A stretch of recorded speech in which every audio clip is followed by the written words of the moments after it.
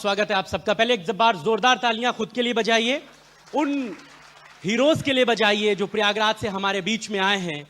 वाकई में बिना आपके ये कुंभ संभव नहीं था। नेता, मंत्री, अधिकारी तो खाली कहते हैं कि एक आयोजन होगा, लेकिन उस आयोजन का जो एग्जीक्यूशन है, जो उस आयोजन को सफल बनाते हैं, वो आप लोग हैं, और आप लोगों के बगैर ये संभव नहीं था। जोरदार तालियां एक बार आपके खुद के लिए, उस भव्य महाकुंभ के लिए। बहुत शुक्रिया सर। धर्मपाल जी हमारे साथ हैं, बहुत धन्यवाद मंच पर हमें अपना समय देने के लिए। सेशन की शुरुआत सर जी, सेशन की शुरुआत सर कुंभ के उस सफल आयोजन से जिसे आप सबकी मेहनत ने साकार किया, ना भूतों ना भविष्यों की जो परिकल्पना थी उसे सार्थक किया। धन्यवाद। मैं सबसे पहले इंडिया न्यूज को धन्यवाद देना चाहूँगा। धन्यवाद इस बात का कि आपने पंडित दीनदयाल उपाध्याय के सपनों को साकार किया है। पंडित दीनदयाल उपाध्याय के सपने थे गांव के, शहर के, कस्बे के, नगर के, डगर के अंतिम छोर पर खड़ा व्यक्ति जिसकी कोई बात नहीं सुनता है, जिसे घर बैठे न्याय नहीं मिलता है, जिसको मान सम्मान नहीं मिलता है। आज इंडिया न्यूज ने महाकुंभ के जो रियल हीरो नाम से इस मंच का जो आयोजन किया और ऐसे लोगों को सम्मान देने का काम किया है, मैं इंडिया न्यूज को सम्मान देना चाहता हूं। और इनके माध्यम से मेरे सामने जो रियल हीरोज बैठे हैं, मैं उनका भी बहुत बहुत अभिवादन करता हूं। मित्रों, जिस तरीके से हमारे देश की संपदा धरती है और धरती पर बहने वाली नदियां गंगा, यमुना, सरस्वती, ये हमारी थाती हैं, धरोहर हैं। ये हमें जीवन देती हैं। और 144 वर्ष के बाद प्रयागराज में जो महाकुंभ आयोजित किया गया, देश के और दुनिया के 66 करोड़ लोगों ने संगम में डुबकी लगाकर पुण्य अर्जित किया। इस पुण्य का सबसे यदि कोई ज्यादा यश मिला तो उस सफाई कर्मी को जो लोग गंदे पत्ते डाल रहे हैं, उस सफाई कर्मी को जो कहीं दोना फेंक रहे हैं, जो कुंभ की धरती पर जो गंदगी थी उसको उठाकर पवित्र करने का काम किया। मैं धन्यवाद देना चाहूंगा उस सिपाही को जो ड्यूटी पर अनवरत खड़ा है, और परिवहन की व्यवस्था को इस समय माननीय नरेंद्र मोदी जी ने एक आह्वान किया भारत की व्यवस्था के लिए, मेक इन इंडिया में। उन्होंने कहा बेहतर स्वास्थ्य, देश के नागरिकों का सबसे स्वास्थ्य बेहतर हो, बेहतर शिक्षा हो, बेहतर सुरक्षा हो, बेहतर सफाई हो और नदियां भी अविरल और निर्मल रहें। तो इस महाकुंभ में देश के प्रधानमंत्री माननीय नरेंद्र मोदी जी का जो विजन था उसको पूरा करने का काम योगी सरकार ने किया, और आज इस मंच से ऐसे रियल हीरोज को सम्मानित करने का काम किया गया है। ये बहुत बधाई की बात है। योगी जी और मोदी जी तो सभी की प्रेरणा है। मोदी जी ने जब नाविकों के और श्रमिकों के पांव धुले थे वाराणसी में, उसके बाद ये दुनिया में मिसाल बना, और उसके योगी जी ने जब कुंभ के बाद इन श्रमिकों का सम्मान किया, तो ये बताता है कि हम वाकई में इन चीज़ों के साथ कितना जुड़ाव रखते हैं। मंत्री जी, आपने ये बात कही कि 66 करोड़ लोगों ने स्नान किया। चूंकि मुद्दा कुंभ का है और इश्यूज भी वहां से रहे, अपोजिशन जिसमें खासतौर से अखिलेश यादव ने ये बात कही कि आप 66 करोड़ का आंकड़ा तो बताते हैं, लेकिन कुंभ में जिन लोगों की मौत हुई आप उनका आंकड़ा नहीं बताते हैं। आप ये नहीं बताते हैं इसलिए ताकि आपको मुआवजा देना पड़ेगा, संख्या जारी हो जाएगी तो आपने जिन बड़ी बड़ी बातों का जिक्र किया था आप उन बातों में पीछे छुप जाएंगे। देखिए, उत्तर प्रदेश के माननीय मुख्यमंत्री योगी आदित्यनाथ जी ने सबसे पहले संख्या का बताया और देश के प्रधानमंत्री माननीय नरेंद्र मोदी जी ने लोकसभा में खड़े होकर संख्या का उद्घोष किया और जिस संख्या के आधार पर जो सुविधाएं देने की बात थी, प्रमाण पत्र देकर घर बैठे, देखिए जान की कोई कीमत नहीं होती, जान का कोई मूल्य नहीं होता। पूरी सरकार प्रदेश की और देश की दुखी थी। आप सबको मालूम होगा, उत्तर प्रदेश के मुख्यमंत्री योगी आदित्यनाथ जी को इस दुर्घटना पर रोते हुए बिलखते हुए आपने देखा, उनके अंदर संवेदना थी। और मैं उन लोगों के बारे में क्या कहूं जो कुंभ को, गरीबों को, जिस तरीके से दुर्घटना को एक राजनीतिक रंग देना चाहते थे, उनकी जितनी भर्त्सना होना चाहिए उतनी भर्त्सना और निंदा करनी चाहिए। आज देश और दुनिया कुंभ की तारीफ कर रही है, प्रशंसा कर रही है। बात अब आपके कुछ विभाग की हो जाए। मंत्री जी, बड़ा जिम्मा है आपके कंधों पर दुग्ध विकास और पशुधन का।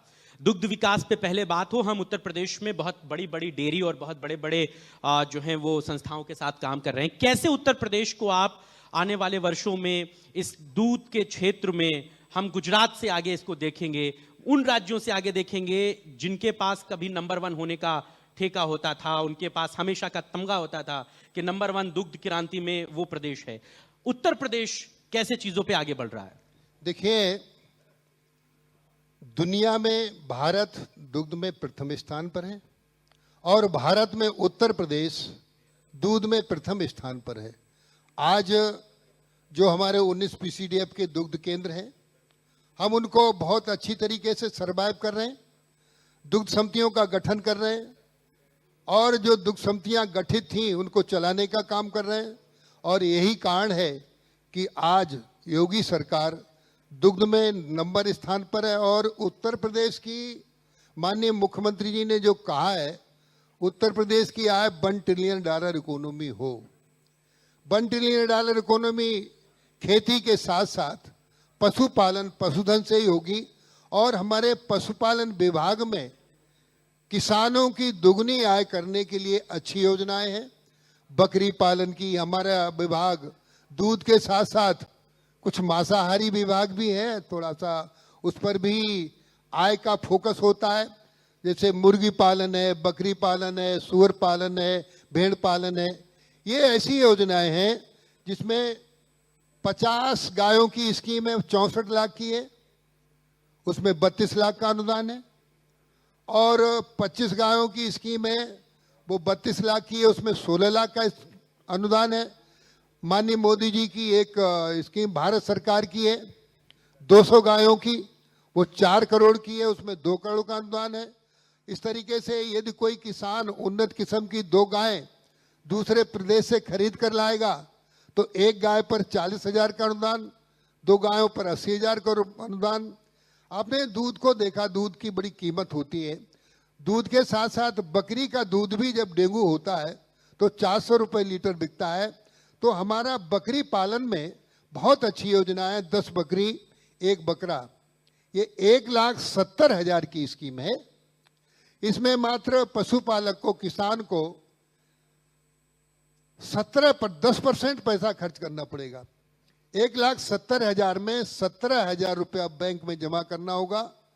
90% का अनुदान है, इससे बड़ी और स्कीम नहीं है। तो इस तरीके से दूध उत्पादन में पशुधन विभाग देश में नंबर 1 पर है। और विभिन्न, अभी हम मुर्गी पालन की भी बड़ी अच्छी स्कीम लाए, 1 करोड़ तक की स्कीम है, 7% का इसमें ब्याज है।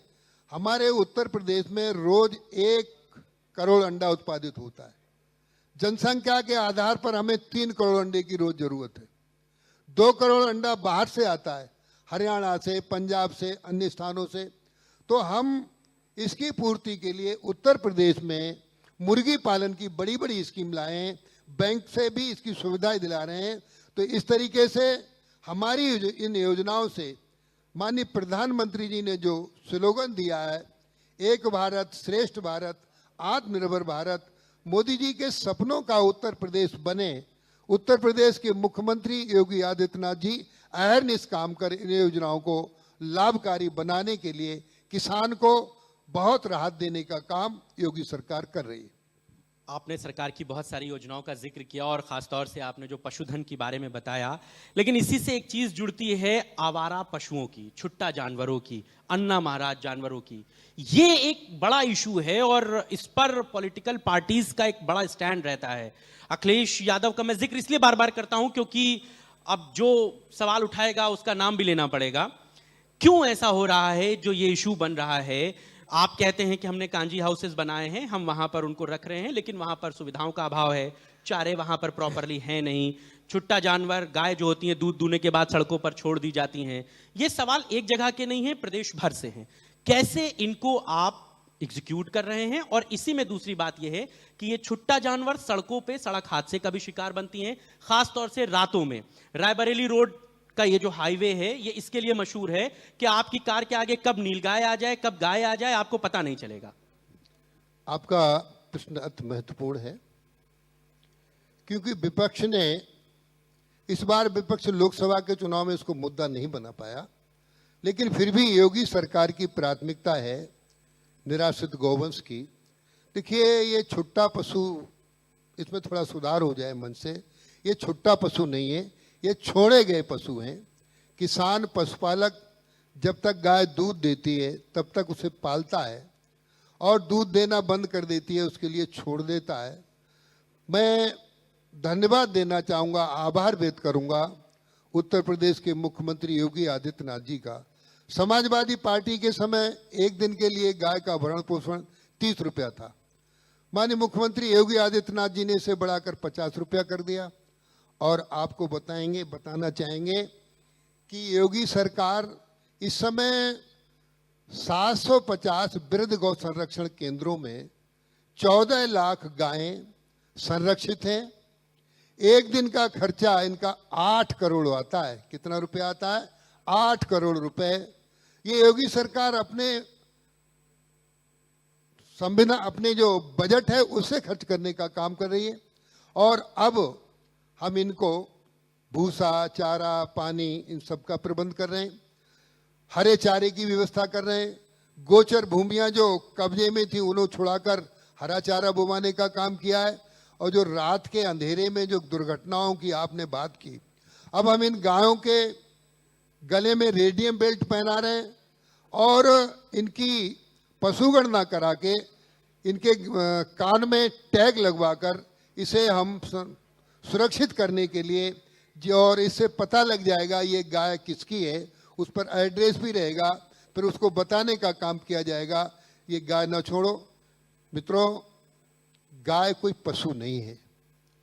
गाय में देवता निवास करते हैं और गाय का दूध नहीं है, अमृत है। अखिलेश जी के बारे में अखिलेश जी ने कहा गाय के गोबर में बदबू आती है, गौशालाओं में बदबू आती है।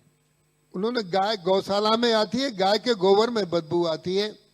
अखिलेश जी चांदी की चम्मच मुंह में देकर पैदा हुए हैं। वो गरीबों का दर्द जानते नहीं है। गोबर के बारे में गाय का आदमी जो मरता है, गाय का गोबर एंटीसेप्टिक होता है।